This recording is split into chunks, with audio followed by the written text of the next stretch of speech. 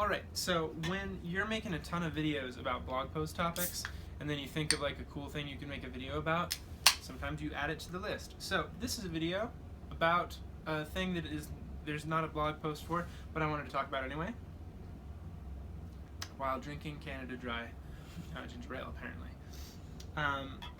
There's this guy named Aubrey, and he looks like a wizard, and he's given like 5 TED Talks, and he's great. And if you don't know about him, you should Google his name and watch some TED Talks, because they're fantastically entertaining, especially because of the topic he talks about. He thinks that he can cure aging.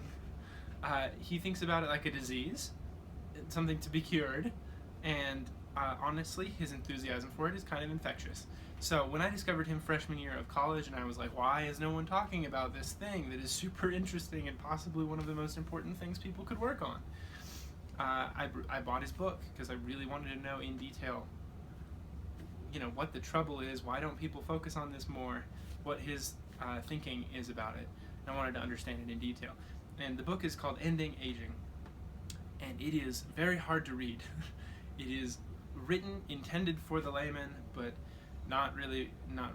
It doesn't use words that are simple enough for the layman to really approach it. You kind of have to have taken probably organic chemistry and some biology classes, and I was a photography major in college, so I did not take any of those. But nevertheless, I made my way through it. I spent a lot of time on Wikipedia looking things up along the way, and over the course of about half a year, finally finished reading this book, and it was fantastic. When I first discovered him, made a video about like what the concept of SENS, which is his organization that's aiming to end aging, is. And then I ended up finding out about his book and reading it. So I found out about him like junior year of college, and then read his book by the time I graduated.